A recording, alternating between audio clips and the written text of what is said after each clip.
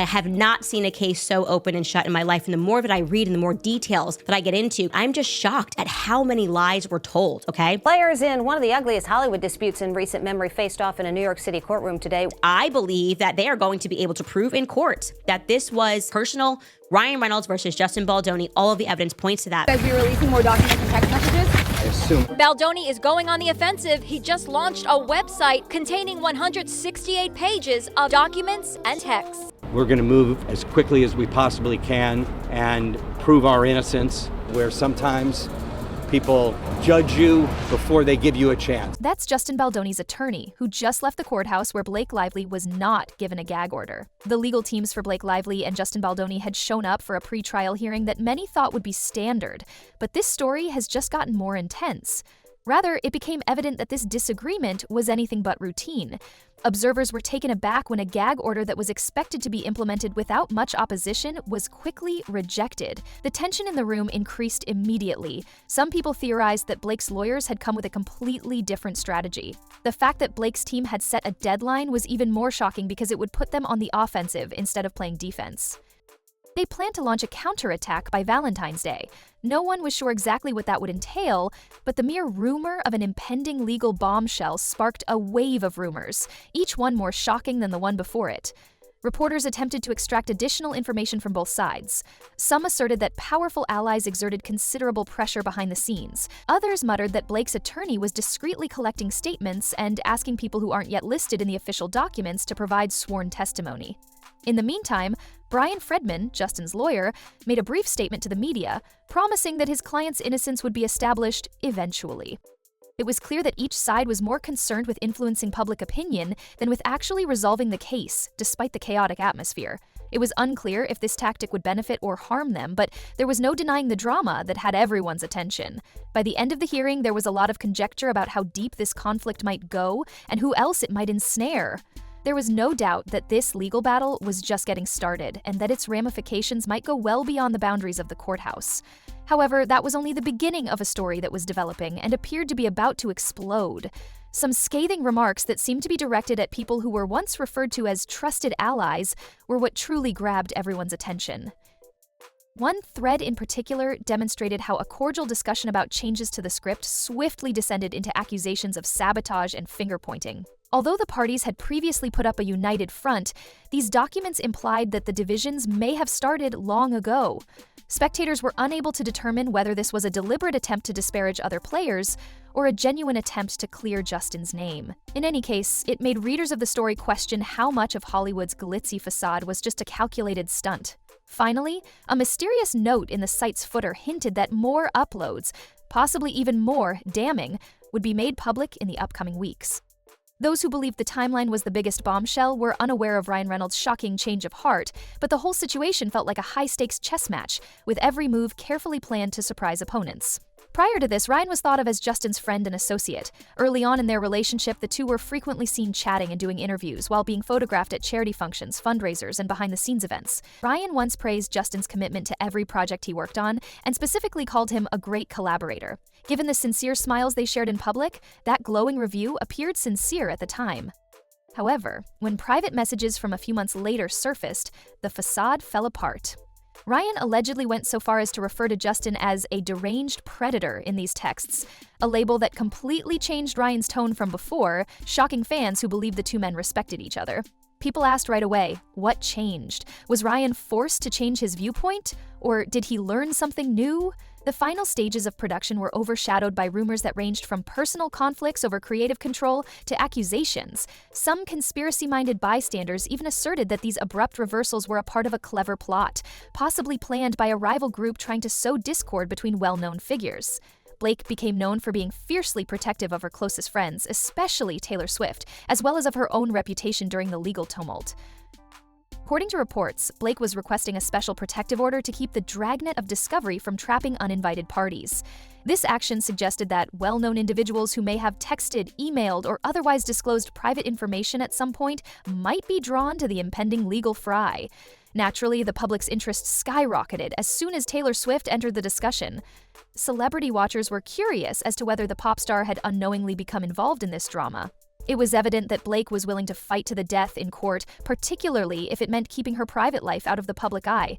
Many questioned whether this protective measure would be sufficient given the intensity of the dispute, or if it would only indicate a willingness to escalate further. It seemed like a fuse had been lit, and the spark was getting closer to a powder keg to those who were following the day-by-day revelations. The depth of these problems may be revealed shortly after by a detail regarding the intimacy coordinator. Although it may seem like a formality behind the scenes, having an intimacy coordinator on set frequently entails extra caution when filming delicate scenes.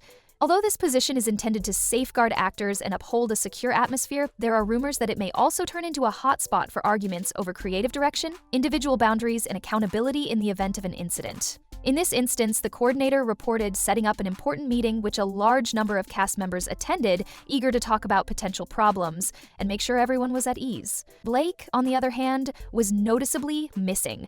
Some dismissed this as personal preference or scheduling conflicts. This supported the idea that some unsaid issues like uncomfortable interactions or brewing grudges were crucial to the whole controversy.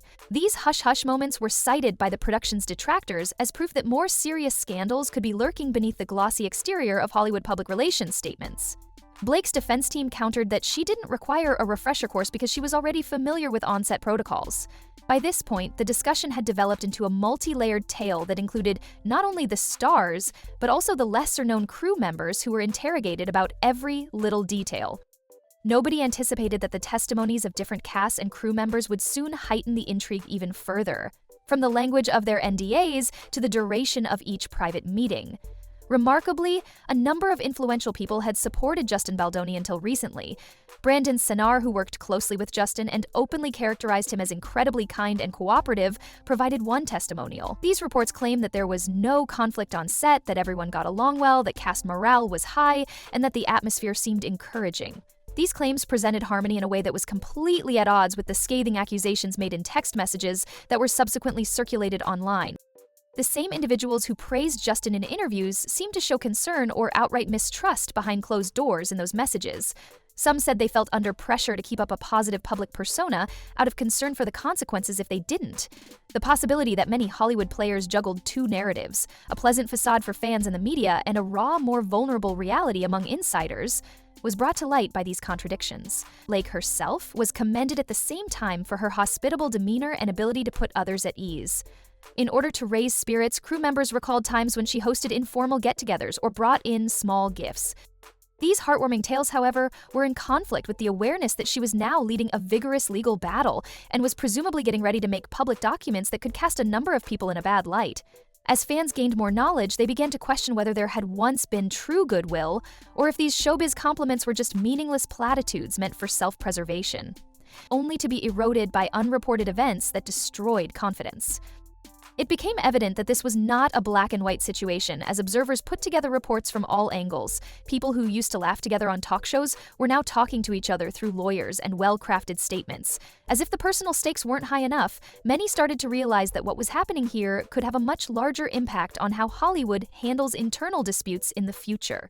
With each new revelation, the drama went far beyond typical celebrity gossip. It revealed a high-stakes environment where relationships and reputations could be destroyed by a single document leak or a few revealing text messages. Blake's request for a protective order for third parties, including Taylor Swift, highlighted the potential that nobody was completely safe from being drawn into the conflict, regardless of how well-known or apparently uninvolved they were. Watchers, meanwhile, became obsessed with the case's approaching Valentine's Day deadline. Many conjectured that after Blake's team submitted their counterattack, the door would open for even more text exchanges, insider accounts, and potentially explosive depositions. Would the public's perception of the actors and producers at the center of this storm change if unreleased emails or suppressed video footage were made public? The more significant issue was the long-term effects. Well-known celebrities like Ryan Reynolds and Blake Lively usually have a lot of power and can usually diffuse most scandals with the correct PR approach, but in this case, it seemed as though even they might be at risk of permanent harm. Did studios want to take the chance of employing people involved in a public legal battle? While fans, detractors, and bystanders rushed to stay up to date with every new leak, would fan loyalty wane if the final revelations were too confrontational? This storm is far from over, that much is clear. The position taken by Justin Baldoni, as evidenced by the extensive documents and the painstakingly detailed website, indicates that he thinks he has the truth on his side. Ryan Reynolds' sudden turn from applauding a collaborator to denouncing an alleged enemy suggests a great deal of friction that may have been simmering for a while. For her part, Blake Lively has shown that she isn't scared to defend her friends, her brand, and herself. In addition to the confusion surrounding sincerity and authenticity among all those glowing cast testimonials, which now seem sharply at odds with the private tensions revealed behind the scenes, there's also the matter of dropping a bombshell motion right in the middle of a highly publicized legal battle. Hollywood is portrayed as a place full of secrets, alliances, and hidden conflicts by every aspect of this situation, including sour public endorsements, protective orders sought for well-known pop stars, and a plot of alleged events that reads like an espionage thriller called Coalesces. Whether any of these relationships can ever revert to their previous state is the unanswered question. Maybe it serves as a warning to everyone in the spotlight now that so much harmful content has surfaced. In the digital age, there is little place for concealment, and partnerships formed in front of cameras can fall apart almost immediately if suspicion grows. If there is one lesson to be learned from these turbulent events, it is that when conflicts of this size break out, safety cannot be ensured by fame or wealth, and with so many variables still at play, there is only one thing that is certain. The last chapters of this story could come at any time and completely upend everything we believe to be true. Valentine's Day is quickly approaching, and the upcoming revelation could be even more shocking than the ones we've already witnessed. There's always more to learn as the narrative progresses. I appreciate you logging in now. In order to be the first to know when more secrets are revealed, please like, subscribe, and click the notification bell.